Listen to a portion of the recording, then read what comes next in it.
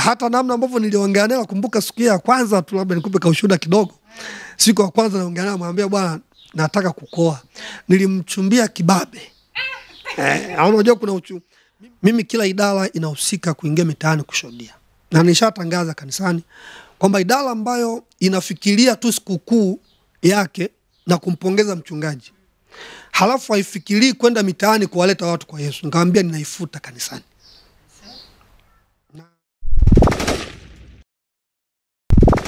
Yes, uhali gani mwanafamilia wa NYTV? Asante kwa kuendelea kuwa mfuatiliaji mzuri sana wa kituo hiki bora kabisa cha matangazo. Mimi ni Mercy Malio na nikukaribishe sana kutoka hapa mkoani Shinyanga. Na leo tumefanikiwa kufika kwa mtumishi wa Mungu, mchungaji na mwangalizi sasa, mchungaji Beni Mwaigombe, ambaye Mungu kwa neema yake hakika sasa amemuinua, amepanda viwango vingine sasa kutoka kuwa mchungaji kawaida, lakini pia amepata neema ya kwenda kwenye nafasi ya uangalizi. Tunajua ni neema ya Mungu, na lakini pia tuko hapa kwa ajili ya mkutano mkubwa kama ambavyo nimekuambia. NYTV tumejikita kwenye umisheni, hatutulii, tembea mikoa mbalimbali. Tulikuwa Tabora, sasa hivi tuko hapa Shinyanga, na watakuwa na mkutano mkubwa wa Injili katika viwanja vya kanisa la SVC. Atatueleza vizuri viwanja hivi viko wapi. Kwa wewe ambaye ni mwenyeji wa Shinyanga utatamani kufika katika mkutano huu, tuko naye mwenyeji, atatueleza kwa undani kabisa wapi mkutano huu utafanyika, wapi ambapo utaweza wewe kuweza kufika kwa urahisi, wewe ambaye ni uko karibu na mkoa huu wa Shinyanga. Na Mungu wa mbinguni akubariki sana. Na nikukaribishe sasa tunapokwenda kufanya mahojiano haya uweze kumsikiliza baba mwangalizi, mchungaji Beni Mwaigombe. Bwana asifiwe mchungaji. Amen. Bwana asifiwe pia. Habari za huduma? Njema, tunamshukuru Mungu, tunaendelea vizuri. Shinyanga vipi huko? Shinyanga tunaendelea vizuri. Neema ya Bwana ni kubwa. Mungu ameendelea kuwa pamoja nasi hata sasa. Hakika. Kuna neema ya Mungu kweli. Tulikuja ulikuwa mchungaji kawaida, sasa kaneema kengine ka uangalizi umekapata. Hongera sana. Nashukuru, lakini pia mimi niwapongeze ninyi. Karibuni tena kwa mara ya pili. Nakumbuka mwaka jana mlikuja hapa kwa huduma yenu ya umisheni na kutembelea makanisa vijijini, mkatufikia kina sisi. Na sasa mmekuja tena kwa ajili ya shughuli ya mkutano wa Injili. Kwa hiyo tunamshukuru Mungu hakika kwa ajili yenu. Natamani kusikia mchungaji Beni Mwaigombe, nafasi hii ya uangalizi kwako uliipokeaje? Ukizingatia kwamba wewe ni mgeni, nyie ni wageni kwenye mkoa wa Shinyanga, ni kwa muda mfupi mmeingia hapa, lakini pia ukajikuta umeingia kwenye nafasi ya uangalizi. Wewe kwako uliipokeaje hii? Kimsingi ilinipa kushangaa, lakini pia nilimshukuru Mungu kwamba ni kibali cha kipekee. Kwa sababu tulikuwa na mwaka mmoja kama na miezi miwili hivi, na hii jamii hainifahamu, lakini kwa neema ya Mungu nikajikuta mimi ndo nimekuwa hivyo, nimekuwa mwangalizi. So kwamba nilipokea kwa mzigo na kwa kujua kwamba Mungu ananiamini tena kunipa majukumu mengine kwa ajili ya watu wake. Kwa sababu kila wakati ambapo napata nafasi ya kutumika au kupata uongozi, najua natakiwa kutoa muda wangu, kutoa mali zangu na kufanya zaidi ya vile ambavyo natakiwa kufanya. Kwa hiyo nilichukua kwa namna hiyo, kwa shukrani, lakini pia kwa unyenyekevu mwingi, nikijua naenda kuwatumikia watu. Na unafikiri kuna kitu gani ambacho walikiona kwa mchungaji Beni Mwaigombe katika ugeni huo na wakakuamini? Kuna kitu gani ambacho wakitegemea kutoka kwa mchungaji Beni Mwaigombe katika kipindi hiki ambacho utasimama katika nafasi ya uangalizi kwenye section hii ya mageuzi? Jambo la kwanza ambalo naweza nikalisema, la kwanza ni neema ya Mungu. Ni Mungu tu alihusika. Lakini la pili, kama lipo basi, ni namna ambavyo tunashirikiana sisi kama wachungaji. Section yangu, moja ya section ambazo hazina matatizo ni hii.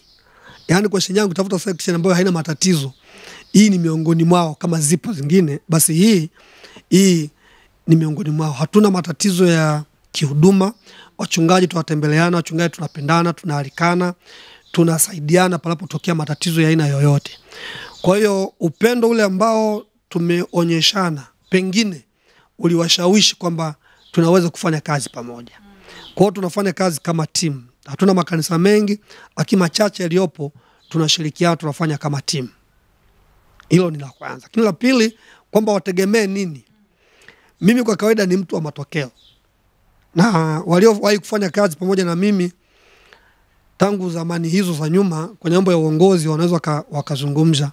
Mimi napenda matokeo. Nikishakuwa kiongozi natamani kuona mambo yanabadilika, mambo yanaongezeka, mambo yanazaliwa, mambo yanastawi.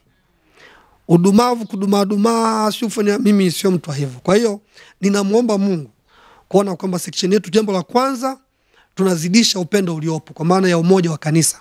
La section unazidi, na kudhihirisha hilo tayari tunajiandaa kuandaa ibada moja kubwa ya washirika wote wa section.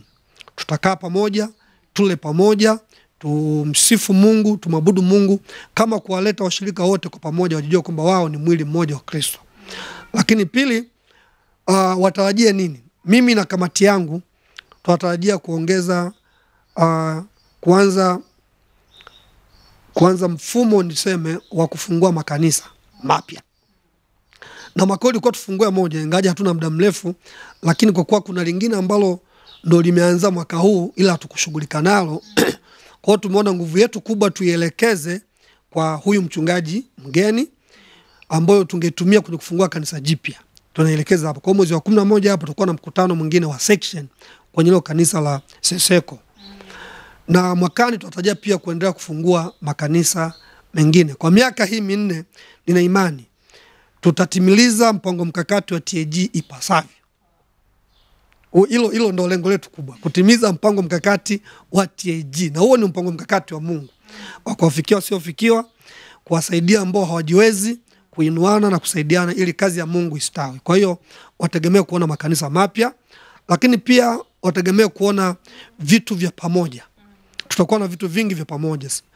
Jambo lingine, mkao wa idara haukuwa vizuri. Sasa mimi katika maongozi napenda kufanya kazi kama timu, kufanya kazi na timu.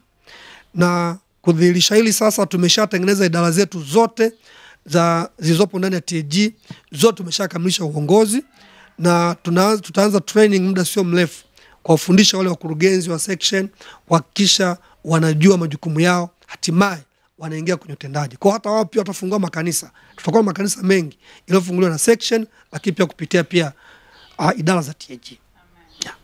Tukija kwenye kanisa la SBC, kipindi kile tumekuja ulielezea changamoto na nini, lakini ninaamini sasa kwa kipindi kile tumeondoka na mpaka sasa hivi, naamini kuna kitu Mungu atakuwa amefanya. Pengine utupe ushuhuda, kuna mafanikio gani mpaka sasa hivi? Mafanikio ya kwanza, mimi niwashukuru kwanza ninyi kwa kuja. Kwa sababu kwanza mlipokuja tulikuwa chini kweli, lakini mlitukimbilia, hatukuwa na chochote. Na sio kwamba tuna chochote, lakini bado moyo wenu mwema wa kutamani kufanya kazi na wachungaji na kulinua jina la Kristo, basi mmetujia tena. Sisi kwetu ninyi ujio wenu, sisi ni mafanikio. Kwa hiyo tunashukuru sana kwa kuja. Mungu amefanya vitu vingi. Mungu amefanya vitu vingi. Nilikuta lile kanisa katika hali ambayo unaweza usitamani kuendelea. Lakini mpaka sasa kuna maongezeko ya watu. Maongezeko ya watu, tumeenda zaidi ya mara 3 mara 4 ya vile ambavyo kanisa lilikuwa.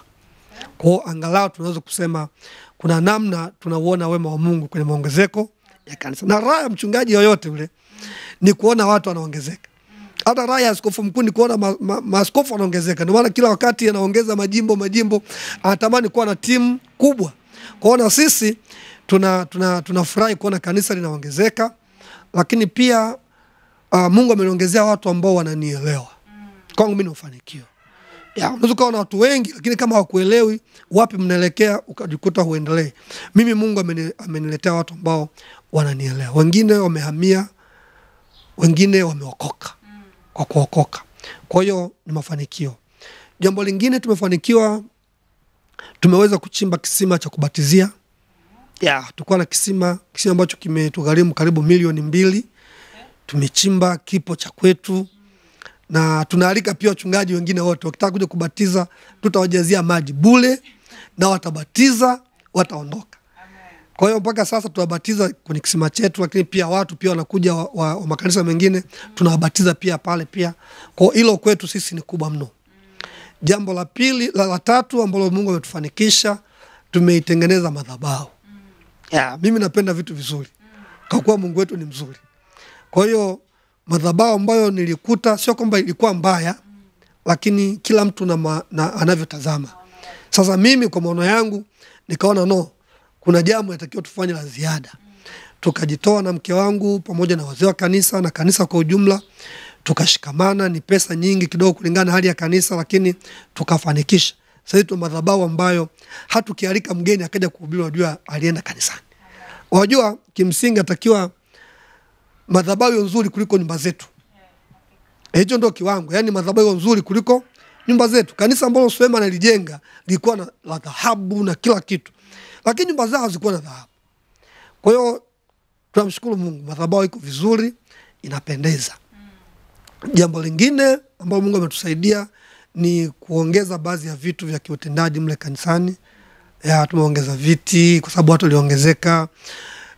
Mandhari tu ya kanisa tu iko sawa sawa. Baadhi ya speaker tumeongeza na vitu vingi vichache tumevifanikisha. Lakini pia tumefanikiwa pia kuwa na wageni. Mimi napenda wageni na marafiki wengi. Kwa hiyo tunaleta wageni kutoka sehemu mbalimbali za mji huu na mbali, wanakuja pale, wanahubiri, wanaondoka. Kanisa linahudumiwa.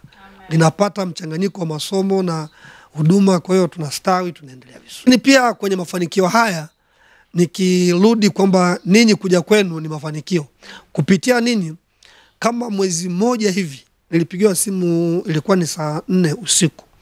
Nikapigiwa simu na mtu yuko Morogoro Kilosa kijijini. Ana smartphone yake, akafungua hapa akaona NYTV, mara akafungua akaniona mimi nahojiwa na nini. Ila mahojiano mwaka jana. Kwa hiyo akapenda vile ambavyo tulihojiana na mipango na kila kitu, akatamani kuokoka. Na namba yangu ilikuwa pale chini, akanipigia usiku akaniambia, mchungaji anaitwa fulani, nimesahau tu jina lake, akaniambia nimeona mahojiano yako na NYTV, wewe uko Shinyanga, mimi niko Kilosa vijijini, lakini kiukweli baada ya kusikiliza ushuhuda zako mimi naomba kuokoka. Kwa hiyo nikamwongoza sala ya toba, kipi nikamwelekeza mahali pa kwenda kuabudu. Nikatafuta mchungaji wa karibu, nikamkabidhi. Kwangu mimi kumfanya mtu mmoja amjue Kristo kupitia NYTV, acha kabisa. Kama hiyo roho moja tu ikimjia Kristo, mbinguni wanashangilia, malaika wanaacha ibada zao, wanaanza kushangilia ibada hii. Mimi nishangilia zaidi. Kwa hiyo NYTV ni madhabahu. Na nataka niwaambie tu kwamba NYTV waitumie kwa sababu ni madhabahu inaokusanya watu kutoka vijijini ambako yenyewe pengine haifiki, lakini inafika kwa sababu wanaitazama. Namshukuru Mungu. Kuna mshirika mmoja ambaye ametokana na NYTV. Tukufu kwa Mungu. Kabisa. Natamani kufahamu unatumia, wewe pengine kanisa mnatumia ushawishi gani kuweza kuwapata watu, kuwaleta kwa Yesu, kwa sababu Shinyanga kama ambavyo nasema ni wagumu. Hata wakati mwingine mkifanya mikutano, wale watu wenye mioyo ya utayari ya kuja kwa Yesu. Mnatumia mbinu gani ya kuweza kuliongeza kanisa? Kwa sababu umesema kanisa limeongezeka, pengine mnashuhudia, au mnatumia mbinu gani? Mimi nina mbinu nyingi kwa kadri ambavyo Mungu anatupa nafasi na uwezo. Nikichukua kwa mfano kwa mwaka huu, kwanza tumekuwa na ushuhudiaji. Mimi kila idara inahusika kuingia mitaani kushuhudia. Na nishatangaza kanisani kwamba idara ambayo inafikiria tu sikukuu yake na kumpongeza mchungaji, halafu haifikirii kwenda mitaani kuwaleta watu kwa Yesu, nikamwambia ninaifuta kanisani. Na nilikusudia kweli kufuta kabisa. Sitaki idara ambayo inafikiria mchungaji sikukuu yake tumpe 300,000, 500,000, milioni, halafu watu hawaji, hawafikiwi. Kwa hiyo niwaambia mimi nitafuta. Sasa wakajua hii ni issue serious. Kwa hiyo idara zangu zote kanisani zinashughulika kwenda kushuhudia mitaani. Lakini nzuri zaidi, paka idara ya watoto. Wale watoto wadogo wale wanafanya mikutano. Tunawafungia speaker mitaani, wanafanya mikutano mitaani. Na kwa jinsi hiyo pia wanavuna watoto wenzao pia. Ndio maana ongezeko la watoto pia limekuwepo. Kwa hiyo ni mbinu namba 1. Mbinu namba 2, tuna mikutano tunaifanya kama kanisa ya mitaani. Kila center ambayo itakuwa na watu 2 watatu, sisi tunafunga vyombo, tunawasha generator, tunahubiri injili. Na kwa jinsi hiyo pia nimevumbua pia vipaji kwa washirika wangu ambao usingewaamini kabla ya hapa. Kisa na waamini wanahubiri, mimi sihubiri mitaani. Mimi nawatia moyo, nawafundisha kanisani, naenda nao mitaani, wanahubiri na watazama. Kwa hiyo pia imenisaidia pia kuzalisha wahubiri kwa kuwa na watazama wanavyohubiri, anapokosea nitamrekebisha, lakini wanafanya vitu vizuri.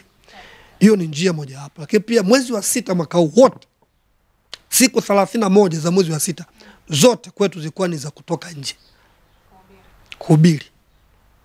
Zote, kila siku tulikuwa na mkutano 2 au 1 nje ya kanisa. Tunaenda mitaani siku 31 zote.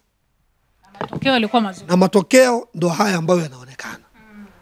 Kwa hiyo wengine mtahubiria wataokoka hawaji, lakini siku ya siku akikumbwa na lolote, anakumbuka kuna kanisa mahala fulani, walishatujia hapa, anakuja anaokoka, mnakuwa naye. Jambo lingine tunaitumia pia, sisi ni watu ambao tunaamini katika upendo. Sababu upendo na nguvu. Sisi ukihamia kanisani kwetu bwana, ukajaribisha kuja kuokoka, ujue umenasa. Sababu upendo tulionao sisi ni kama una gundi hivi. Kwa hiyo kija tu kaabudu, wewe ndio umeshabaki. Sasa hiyo pia imekuwa ni chachu hata watu wengine kuhamia. Wachungaji wengi ni wakali kwa washirika. Wachungaji wengi hawaingiliki kwa washirika. Wachungaji wengi ni kama simba. Sasa mimi usimba nishaawacha kwa sababu nilikuwa simba kabla sijaokoka. Kwa hiyo simba nilishaawacha. Mimi ni mchungaji wa watu. Kwa lazima niwapende, niwajali, niwafuatilie, niwatembelee majumbani. Mimi na mama na mke wangu tunatembelea washirika. Tunatembelea washirika. Kimsingi hakuna wiki mimi taisha sijatembelea washirika wangu. Sio wote, lakini nitakaofikia lazima niwafikie. Kwa hilo pia limekuwa ni kubwa na linavuta, kwa sababu wengi wana changamoto za ndoa, za kutokupata watoto, uchumi. Kwa hiyo ukimtembelea, ukamtia moyo, ukamsomea andiko, anaona ule upendo, anakaza imani. Hata jirani yake akipata shida anamwambia twende kanisani kwetu. Kanisani kwetu mchungaji wetu anatupenda, wanakuja. Jambo lingine, Mungu anatenda miujiza. Tunapoomba Mungu anafanya miujiza. Kwa mfano, kuna binti mmoja tuko naye sasa.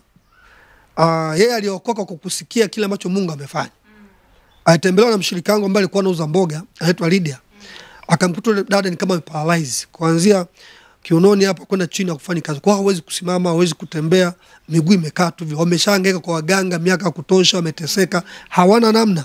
Kwa hiyo wamekaa wanasubiri nini kitatokea. Yule binti akawaambia, twendeni kwa mchungaji wangu, akikuombea utapona. Wakamuuliza kwa nini? Akawaambia, mimi nilikuwa nakula sana. Mimi nilikuwa nakula bila kushiba. Kwa mchungaji alipokuja tu, alipohamia tu, akawa ananiombea, tena nilikuwa siamini sana maombi kwa sababu ni mgeni nikimwangalia hivi.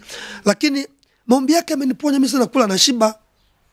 Kuna nini pia mkije mtapona. Ndio njia aliyoifanya. Hakusoma andiko, aliwaambia tu twendeni, mkikutana na mchungaji mtapona.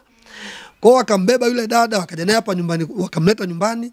Pometa nyumbani basi nikaongea naye, nikamwambia bwana, kuponywa ni jambo dogo. Jambo kubwa ni kuokoka. Ukiokoka unaponywa. Akaokoka, akaponywa. Tuko naye kanisani. Yes. Kwa hiyo hata ndugu zake ukisikia hivyo wanavutika, kwa watu watakuja kanisani kupitia pia miujiza ambayo Mungu anaifanya. Tunamtukuza Mungu sababu sisi mimi nayeponya. Ni rahisi washirika kusema mchungaji wetu, lakini kimsingi Mungu ndio anayeponya. Tunamtukuza kwa sababu anafanya. Kwa hiyo ni moja wapo. Pongeze sana. Lakini ninajua baba mchungaji, penye maendeleo wanasema nyuma kuna mwanamke. Natamani kusikia unazungumziaje mwanamke huyu ambaye yuko nyuma yako, ambaye amekuwa akisapoti kazi yako na huduma yako katika kufanikisha na kuhakikisha yale maono yako yanafika hapo ulipo.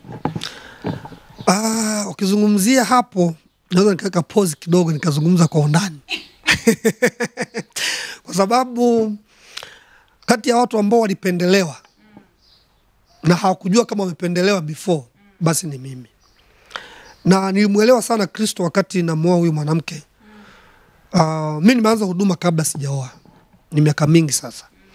Kwa hiyo hata anapotaka kuoa, sikuchagua mwanamke kwa sababu ana sura nzuri. Sikuchagua mwanamke kwa sababu ana umbo zuri. Sikuchagua mwanamke kwa sababu anajiweza kifedha au kielimu. mwambie Kristo nataka mtu ambaye nitatumika naye.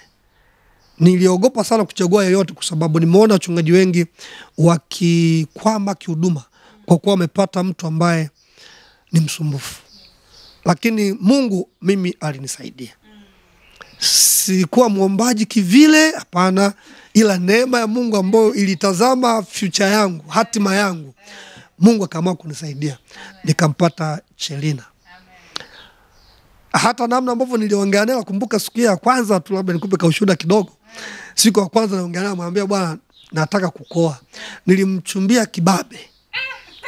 Unajua kuna mimi sinaga ile unajua nakupenda sana nimwambia bwana mimi bwana nikikuangalia unafaa kuwa mama wa maisha yangu. Na kabla hujajibu kama ndio au hapana, mimi ni mhubiri wa Injili na niko tayari kufa kwa ajili ya Injili. Niko tayari kwenda popote kwa namna yoyote nikahubiri.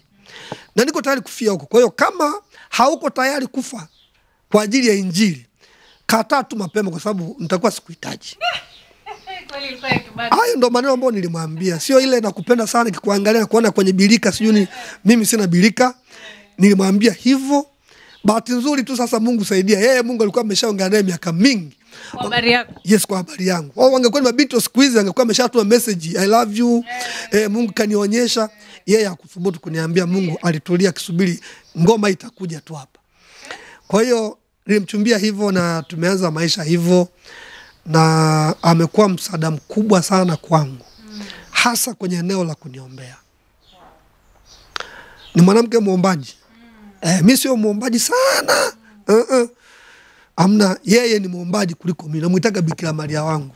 Muombezi wangu. Kwa hiyo amekuja kuficha ule udhaifu anaoona.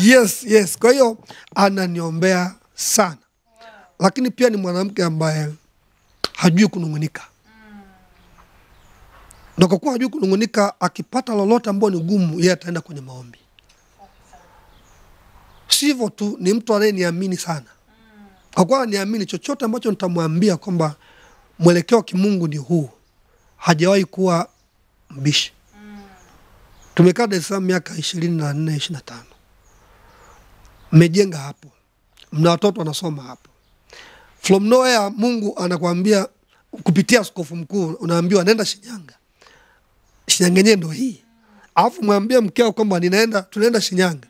Akamwambia na shida, twende tu, Mungu atatutokea. Haikuwa rahisi.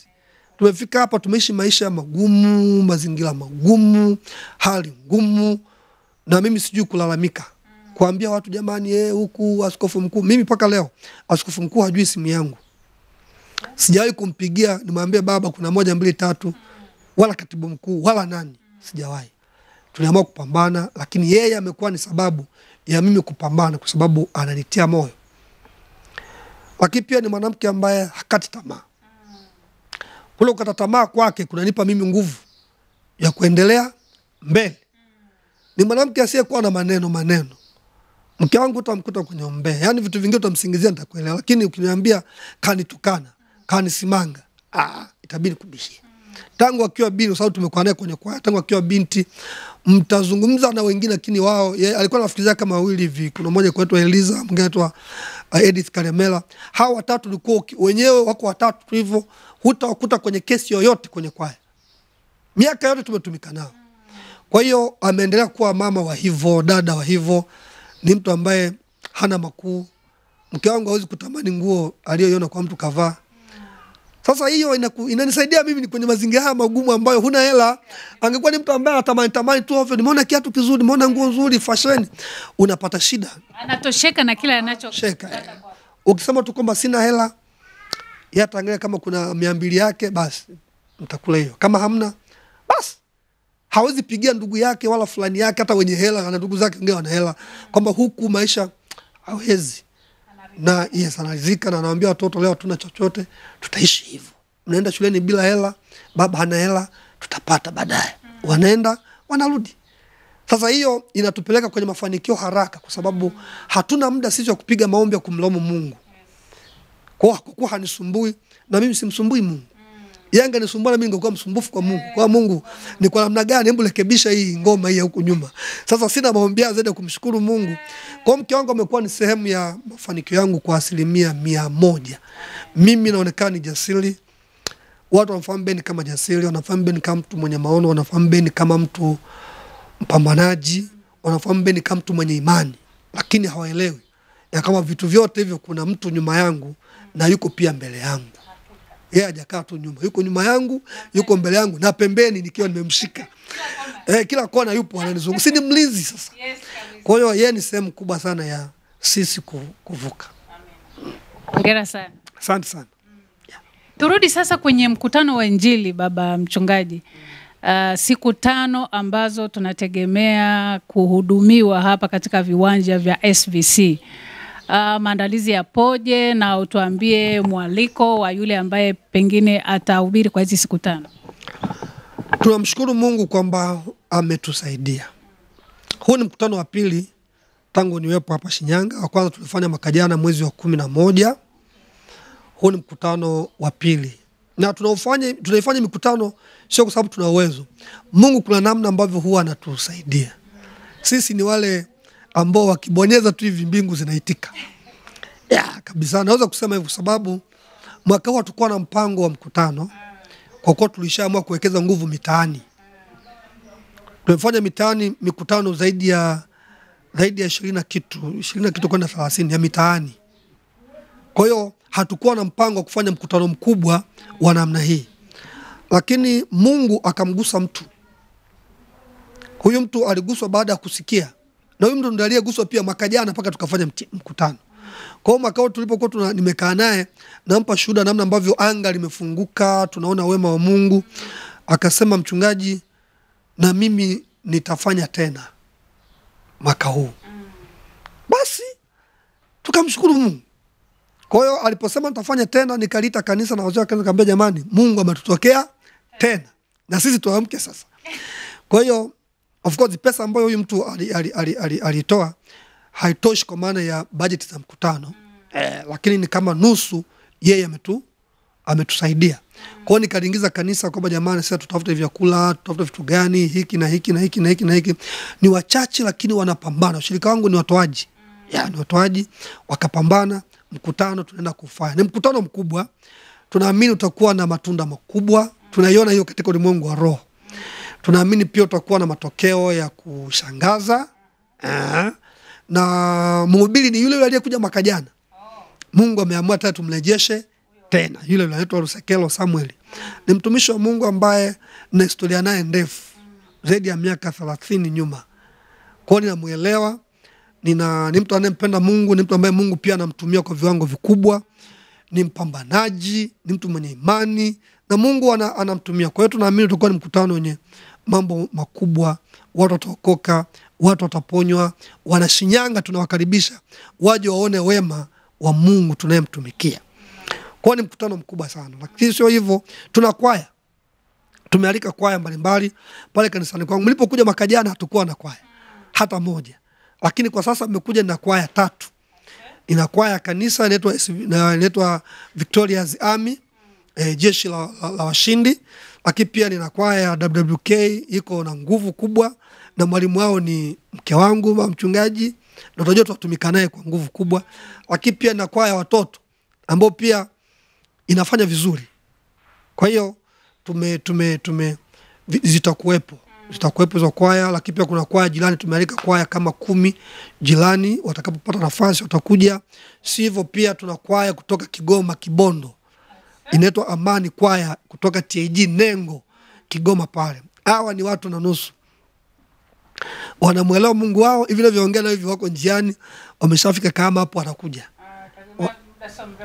Kama ndani ya masaa 4 hivi watakuwa wameshafika tayari, wanaanza kazi hapo. Itakuwa ni burudani, itakuwa ni utukufu kwa Mungu na Mungu atafanya vitu vikubwa. Na kupitia NYTV pia basi mambo yanazidi kuwa bam bam. Watu wengine wataokoka huko mitandaoni kwa sababu wataona mambo yanayotokea. Kwa watu wataokoka mitandaoni na tutawapokea pia, tutawaongoza kwa Kristo. Kwa ambaye anatazama mkazi wa Shinyanga, mpe direction anafikaje kwenye mkutano? Kanisa letu la Victoria's Shinyanga Victorious Church SVC liko kwenye hii kata wanaita Butengwa. Butengwa kwa wale ambao wanatokea mjini pengine ukichukua bodaboda waambie tunaelekea karibu na shule ya sekondari Butengwa. Kuna shule mpya ya sekondari Butengwa, ni viwanja vya Dodoma tunaita, ni viwanja vya Dodoma kwa liko kanisa pale TAG, na utaliona tu ni moja kanisa zuri, ukitazama inavutia. Kwa hiyo ukifika tu hapo karibu na hiyo sekondari utaliona, au waambie watu naelekea kwenye garage garage ya Butengwa. Kuna kigereji fulani hivi ni kidogodogo tu hivi kiko pale. Sana ukisema tu tunaenda karibu na kanisa ambalo liko karibu na shule ya Butengwa sekondari. Kuna Butengwa Shinyanga Girls, hiyo hapa niko mbali sana. Lakini Butengwa sekondari imeanza tu mwaka jana, hapo ni karibu na kanisa wanafika. Na mkutano wetu utakuwa unaanza saa 9 mpaka saa 12 hapo. Mmejipanga kuwa na mikutano mingapi tunapozungumzia ajenda ya miaka 13 ya Moto Uamsho, kwamba kila mwaka kuwa na mikutano? Pengine nye kama SVC mmejipanga kuwa na mikutano mingapi? SVC kwa nature ya Shinyanga sisi hatujapanga mikutano kama tunaofanya. Huwa hatukusudi sana, Mungu akituambia ndo tunaofanya.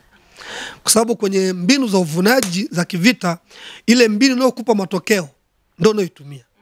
Usiige mbinu kwa sababu tu imetangazwa mahali fulani, huenda kwako haitakusaidia kulingana na aina ya maadui ulionao. Kwa sisi kulingana na mazingira na eneo letu, mikutano ya hivi Mungu akituambia tunafanya, kwa sababu ni yeye anayetuwezesha. Inahitaji gharama kubwa.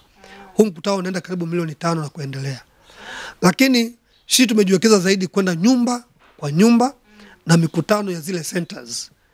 Tukifika mahala kuna watu 20-15 si mikutano. Hiyo tunaifanya karibu kila mwezi, kila wiki tunafanya. Kwa hiyo tumeona inatusaidia. Hiyo haina idadi. Yaani hiyo wala sikufichia, yaweza fanyika hata 50.